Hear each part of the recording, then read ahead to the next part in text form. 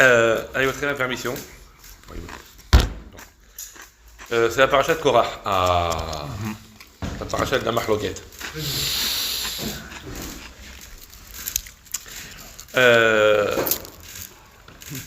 Et donc la paracha de Korah parle, comme vous le savez, de la Mahloket qu'il y a eu Korah, qui était le cousin de Moshe Rabbeinu. Comme quand on ne choisit pas sa famille.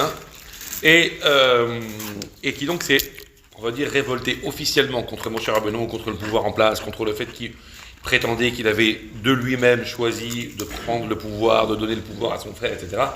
En fait, la Mahloket a été un petit peu plus profonde que ça, puisque d'après ce que disent énormément de textes, il semblerait qu'ils soient en Mahloket sur le fond, sur des choses beaucoup plus profondes, y compris sur certains éléments fondateurs de la Torah elle-même. C'est pour ça que Moshe Rabbeinu n'a pas supporté d'ailleurs. Parce que Moshe Rabbeinu, lui, il avait une pommade, il avait acheté chez Temu d'ailleurs. Il avait une pommade extraordinaire que lui, on pouvait dire qu'on voulait sur lui, ça glissait, on n'avait strictement rien à secouer. Il était Anav Mikol Adam, mais il n'en avait rien à faire. Mais par contre, quand on s'attaquait à des choses qui pouvaient mettre le peuple en péril, ou qui pouvaient mettre la Torah en péril, ou qui pouvaient mettre l'honneur d'Akadosh Baruch Hu en péril, cette fois-ci, vous avez bien vu que contrairement à l'histoire du Vaudor, contrairement à l'histoire des explorateurs, où il s'est mis à plat ventre pour plaider la cause des fauteurs et pour ne pas qu'Akadosh Baruch Hu se mette en colère, là, cette fois-ci, il plaide pas. Non seulement il plaide pas, mais en plus il dit à Akadosh Baruch Hu, n'aie pas pitié, éclate-le. C'est très bizarre. Il est tombé sur sa face au tout début, Moshe. Il est tombé sur sa face parce que justement il ne savait que faire. Voilà, d'accord. Et en plus, c'est pas ça, c'est que c'est écrit dans la Gemara que lorsque les fautes individuelles, Akadosh Baruch Hu, il commence à les comptabiliser gravement à partir de la 3e. Et les fautes collectives à partir de la 4e. Première, Akadosh Baruch Hu dit, le pauvre, il sait pas. Deuxième, il dit, des fois ça arrive, un petit manque de... Troisième, on dit, attends, une fois, deux fois, trois fois, Et donc au niveau des fautes individuelles, Akadosh Baruch Hu, à partir de la 3e, il laisse plus passer. Pour les fautes collectives, Akadosh Baruch Hu, il laisse jusqu'à la... C'est Moshe Rabbeinu qui a demandé. Et donc Dieu, il a laissé un petit répit, et c'est écrit comme ça dans la Gemara. Et à partir de la 4e, Akadosh Baruch Hu, il laisse plus passer. Et là, c'était la 4e. Et là, c'est la 4e. Donc à un moment, il a senti que, voilà... Il a dit, c'est 4e, qu'est-ce que je vais faire? Je ne vais pas dire à Akadosh Baruch Hu, encore on va repousser l'échéance. Cette fois-ci, il est tombé sur sa face, il a dit, je suis bloqué, je ne peux rien faire. Ok? Donc c'est pour ça qu'il se sentait un peu impuissant. D'accord. Et bref, toujours est-il que donc Korah s'est révolté et qu'il a remis en question le pouvoir en place, il a remis en question Aaron à Cohen, alors que Miskin, Aaron, lui, il s'est mis là où on lui a dit de se mettre, Miskin. Ok? Et toujours est-il qu'à un moment donné, donc Moshe Rabbeinu a mis à l'épreuve Korah, il a dit, tu veux le pouvoir? Bien, pas de problème, viens avec tes 250 acolytes, avec tes 250 acolytes, ouais, et vous allez faire le fameux encens là, lectorette, pour voir si Akadosh Baruch Hu, bon. Et comme vous le savez, finalement, ça s'est très mal passé, et que toutes les 250, et Korah y compris, ont été enterrés vivants, vraisemblablement, dans la terre qui s'est ouverte. Et Korah, en plus, lui, non seulement a été enterré dans la terre, mais en plus, il a été brûlé. Bon, pourquoi il a eu besoin de 2 sanctions? Ça, c'est un autre sujet. Toujours dit qu'à la fin, pour affermir l'autorité de Aaron en tant que Cohen, Moshe Rabbeinu a demandé qu'on fasse en sorte que toutes les tribus soient représentées, en plantant chacune son bâton. Et Akadosh Baruch Hu dit, voilà, puisque maintenant, il y a encore des marlocotes, etc., et on sait pas, on va affermir le pouvoir de Aaron, enfin le pouvoir, le rôle, on va dire, c'est plus un sacerdoce, il y a un peu de chair autour, mais sacerdoce surtout, voilà, c'est plus un sacerdoce qu'un kavod, oui, franchement, mais donc on va raffermir l'autorité d'Aaron à son poste, on va dire ça comme ça, en faisant un siman pour tout le monde, où chacun va planter son bâton, et Aaron aussi va planter son bâton, et on verra demain, Inch'Allah, le bâton qui se sera enraciné, qui aura fleuri et donné des fruits, ça sera lui qui sera la preuve, ça sera la preuve que le propriétaire en question, ça sera lui qui aura été sélectionné. Donc tout le monde a fait ça, et le texte dit que le bâton d'Aaron, il a donné des fleurs, puis il a bourgeonné, puis il a donné des amandes. Première question, Akadosh Baruch Hu, il a besoin de faire un signe. La vérité, tu vois un bâton, déjà qui en une nuit s'enracine, déjà tu as compris qu'il y a un truc. Après, tu veux faire un signe éclatant, flamboyant, du jour au lendemain, tu peux faire en sorte que le bâton, tout de suite, il donne des fruits, ça devient un arbre majestueux qui donne des fruits tout de suite. Pourquoi on a besoin de voir que ça passe par étapes, comment on appelle ça? Que ça passe par étapes, qu'il y a eu des fleurs, puis il y a eu des bourgeons, puis il y a eu des amandes. C'est bizarre. Pourquoi il y a eu besoin qu'on voit toute cette évolution-là? C'est bizarre. Directement des fruits, on a compris. Le signe est tellement évident, il n'y a pas de problème. Et deuxièmement, pourquoi les amandes?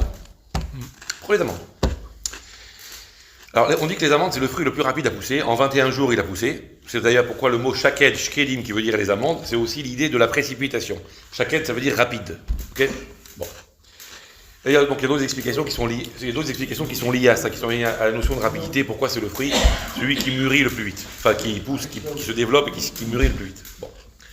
Toujours est-il que, en fait, Korah, d'où il sort? On n'a jamais entendu parler de lui. On a bien vu, nous, puisqu'on sort d'une campagne, on est en plein dedans, d'une campagne électorale, les Havdil, Elef, Alfé, Avdelot, 1 milliard d'années-lumière de différence, ouais. Mais on sort d'une campagne électorale, on voit bien comment ça marche, la campagne électorale. Il n'y a pas quelqu'un qui peut débarquer comme ça en disant « Votez pour moi, point ». Mais non, il va voilà ce que je vais faire pour vous, et regardez mon CV, regardez tout ce que j'ai fait jusqu'à maintenant, regardez comment je me suis battu pour mes concitoyens, regardez ce que j'ai regardez ce que j'ai fait, regardez ce que j'ai fait. Bon. Imaginez quelqu'un parachuté de dernière minute, qui n'a aucun CV, qui n'a rien prouvé, qui n'a rien montré, qui n'a rien fait, et qui débarque, et que d'un seul coup, il se retrouve en haut de l'affiche. Oui, voilà, résultat, le mec qui débarque, on ne sait pas, il n'a pas de CV, il n'a rien, et d'un seul coup, il débarque, ou comme d'autres, qui peuvent débarquer aussi à l'Assemblée nationale. C'est quoi leur palmarès, c'est quoi leur pédigré? Alors je dis pas que c'est mieux, ceux qui ont fait que de la politique toute leur vie, ils n'ont jamais bossé. Je dis pas que c'est mieux, ils savent même pas c'est quoi le prix d'une bouteille d'huile. Et ils vont nous expliquer à nous qu'on peut très bien s'en sortir avec 1500 balles par mois. Bon, ça cause un problème. Mais ça n'empêche pas qu'un type qui veut s'occuper, on va dire, d'un système, d'une collectivité, d'une ville, d'une région, d'une machin, ou bien d'un peuple juif tout entier, quand même, un minimum. On a d'un côté un Moshe Rabbeinu. Moshe Rabbeinu, il n'a rien à prouver, Moshe Rabbeinu. Depuis l'Égypte, déjà, il s'est occupé des Bnei Israël. Depuis l'Égypte, déjà, il s'est soucié des Bnei Israël. Il a fait en sorte auprès de Pharaon qu'ils aient un jour de repos, même quand ils étaient esclaves. Il s'est occupé de faire en sorte d'aller les soutenir, d'aller les réconforter quand ils étaient en esclavage. Et puis ensuite, il s'est occupé de pendant toute la traversée du désert. Et c'est lui qui a prié pour eux pour qu'ils aient à manger. C'est lui qui a, etc., c'est lui qui a ouvert la mer. Moshe Rabbeinu, il n'avait rien à prouver. Aaron, la même chose. Ils étaient les deux à intervenir auprès de Paro. C'est Aaron qui a jeté son bâton. C'est Aaron qui a transformé qui a changé le fleuve en sang. C'est Aaron aussi qui était le binôme de Moshe Rabbeinu pour prier pour les Bnei Israël, etc., dans l'enceinte du Mishkan, tout ce qu'on veut. Donc, Aaron et Moshe, quand même, ils avaient un petit CV, quoi. Ils avaient un petit palmarès. Korah, du jour au lendemain, il n'y a pas dit pourquoi c'est vous et pas moi? Mais Korah, qu'est-ce que ça fait jusqu'à maintenant?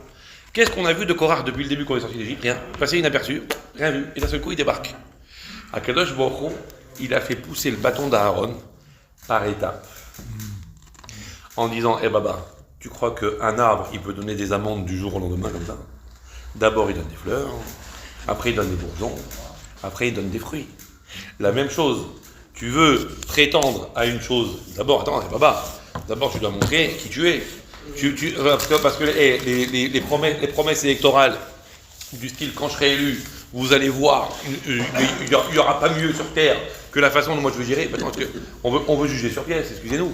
Donc d'abord, montre-nous de quoi tu es capable d'abord, montre-nous jusqu'où tu es tzaddik, montre-nous jusqu'où tu es dévoué, montre-nous jusqu'où tu t'occupes du Rav Israël, montre-nous. Moshe et Aaron, eux, ils n'ont rien à prouver. Leur CV, il est là, ça fait des années, il est là. Donc d'abord, fais les choses par étapes. En réalité, c'est dans tout comme ça. Ça veut dire que, évidemment, on peut devenir un tzaddik du jour au lendemain. Quelqu'un, il fait tchouva, tzaddik du jour au lendemain. Ok? C'est important. D'ailleurs, on va le voir. Tzaddik du jour au lendemain. Quelqu'un, il fait une vraie tchouva sincère, il dit je regrette et je recommence plus. Ça y est, tzaddik. Ok? Maintenant, attention. De là à rêver que ça y est, il est tzaddik. Et donc maintenant, il n'a plus besoin de faire des efforts parce que ça y est, à Kadosh Baruch Hu, il y a bien un coup de tampon sur la tête. Tzaddik. Donc, comment on peut devenir tzaddik du jour au lendemain? Il était Al Capone, il devient Baba Salé, et il va dire, faut pas exagérer. Il va falloir évidemment, après qu'il a été décrété que maintenant tu es admissible au statut de tzaddik, maintenant il va falloir, mon cher ami, c'est un petit peu comme la Torah. On a appris la Torah dans le ventre de notre mère, rappelez-vous, ça fait pas si longtemps, hein. On a appris la Torah dans le ventre de notre mère, que Baruch Hu, il nous a tout donné gratuit, et après il nous a tout fait oublier, et maintenant il nous dit, maintenant tu vas récupérer petit à petit, jusqu'à ce que tu atteignes de nouveau ce que tu as appris dans le ventre de ta mère.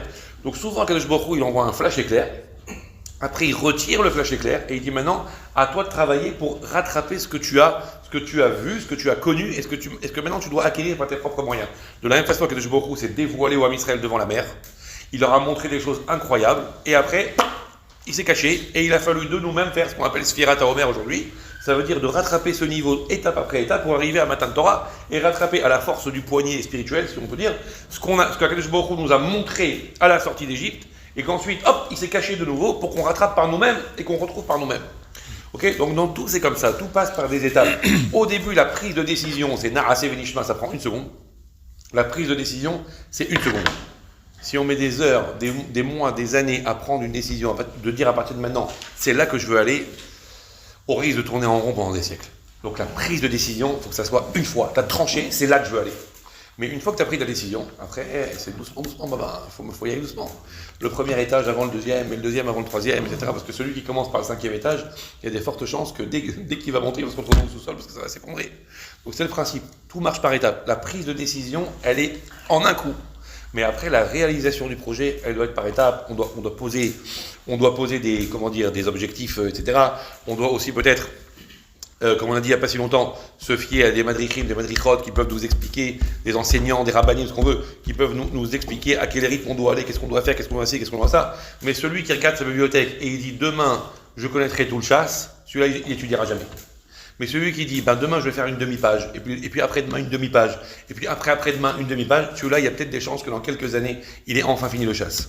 Mais par contre, celui qui dit, je vais tout faire, je vais manger le monde entier, il va se refroidir aussi vite que tout. Encore une fois, dans la prise de décision, oui, en 1 seconde. Mais après, dans la réalisation, il faut se mettre des objectifs intelligents. Ça, c'est la première dimension, où Korah, comme ça, d'un seul coup, tu vas te prendre pour le Rebbe, d'un seul coup, tu vas te prendre pour le Hadmour du peuple juif, Baba. D'abord, regarde, mon cher Rabbeinu, par quoi il est passé, regarde un petit peu comment il s'est révélé, comment il a prouvé qui il était à travers toute sa vie, en fait. Deuxième chose, les amendes. Pourquoi les amendes? Alors, on a dit les amendes, c'est rapidité, ça on verra dans une autre chaîne. Les amendes, la Gemara, elle dit il y a 2 sortes d'amendes. Et les prunes, pareil. Il y a 2 sortes d'amendes. Ouais. Il y a les amendes, vous savez qu'il y a l'amende douce. Ouais, ça fait la peau, voilà. Ouais, ne vous inquiétez pas, il y en a d'autres qui vont nous faire la peau. Alors, mais donc, il y a l'amande douce et l'amande amère. Et les Hachamim, ils disent en fait, il y a des amandes qu'au début, quand on commence à mâcher, elles sont douces, et après, quand on mâchouille un peu longtemps, ça devient amer. Et il y a le contraire. Il y a des amandes, mais quand on commence à mâcher, au début c'est amer, et après ça devient doux. Et il y a un commentateur, je crois que c'est le Kilat Extract, si je ne me trompe pas, qui explique et qui dit, c'est pareil avec la mahloket. Korah, c'est un baral mahloket. Et vous savez, la guerre, la mahloket, c'est un kiff. Hein? Regardez des fois quand à la choule, ça chauffe un peu.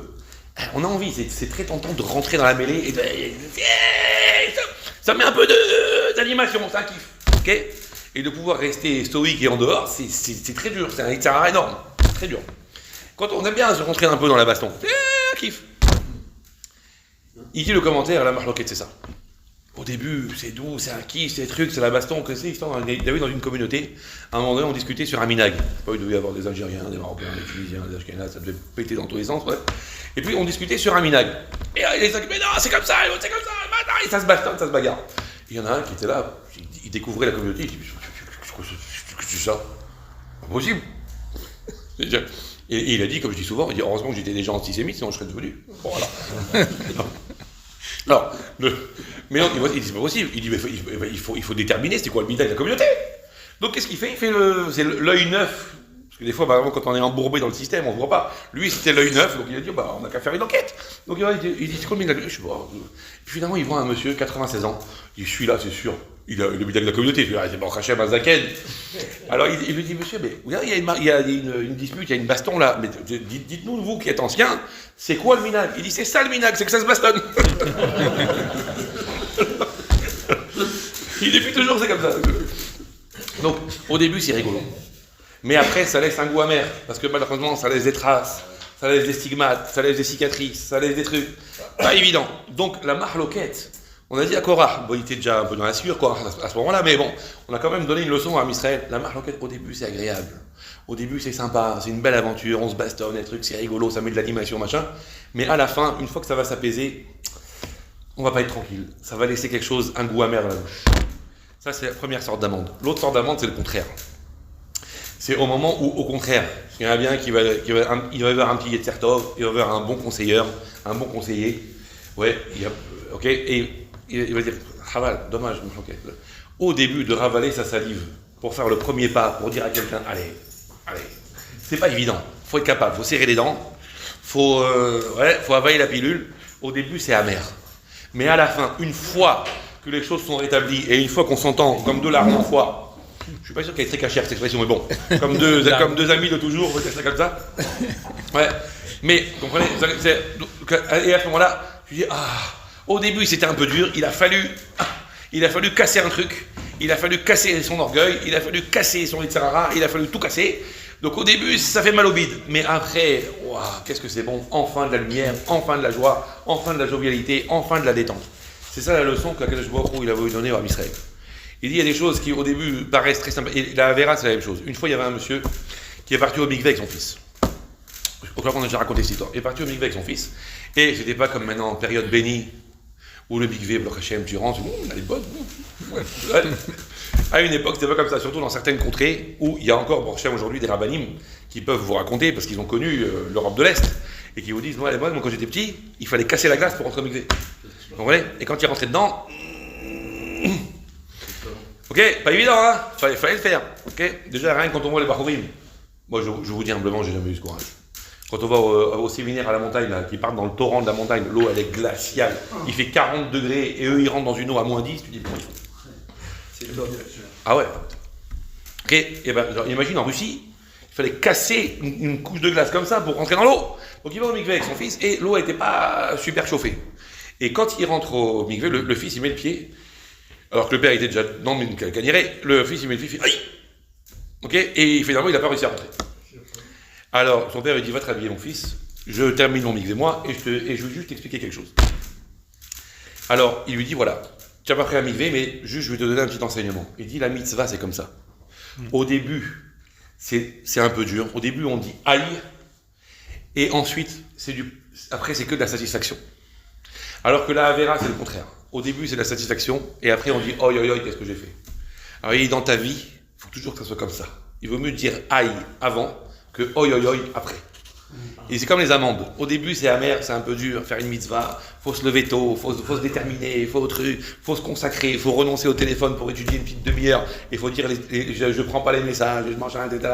Et donc, il faut casser un petit Yetzirah ambiant pour s'adonner à une mitzvah. Il faut dire aïe, au début, c'est pas évident.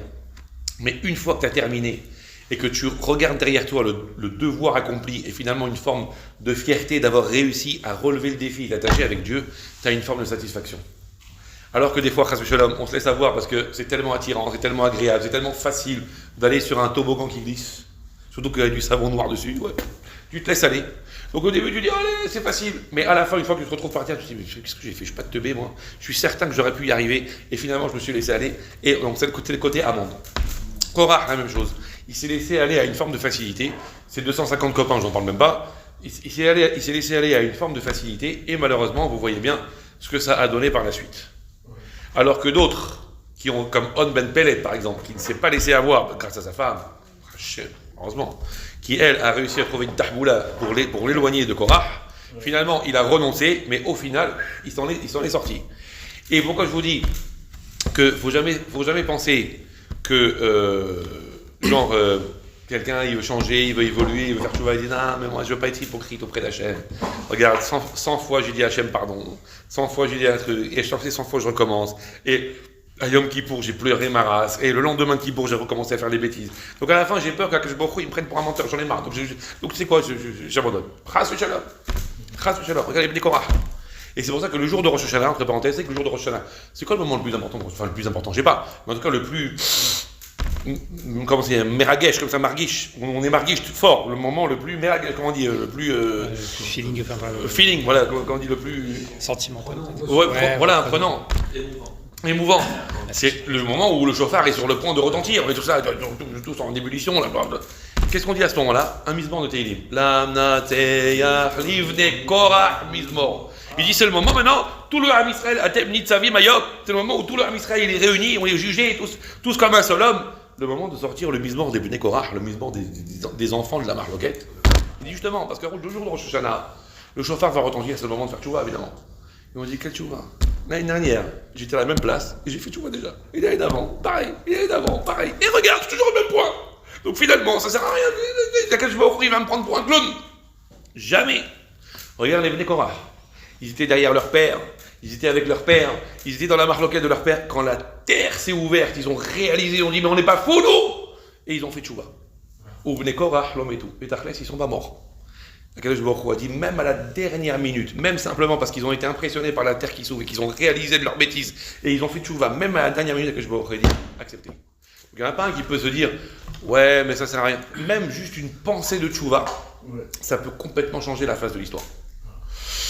Donc c'est un peu dur, hein, c'est les amandes amères. La tchouva, c'est amande amère, mais c'est pas grave. C'est pas grave, c'est amer au début, mais c'est sucré à la fin. Allah Baruch Hashem. Ok, allez, Chaim Velibracha dans la joie, la santé, et qu'on ait toujours, zéro marloquette, qu'on soit toujours une communauté unie, un peuple juif tout entier très uni. On en aura peut-être besoin plus que jamais par les temps qui courent. Mashiach arrive. Le monde de Esav va se, comme la semoule de couscous, il va s'effriter, et nous, Be'ezrat Hashem, au contraire, on va se renforcer. Amen. Amen.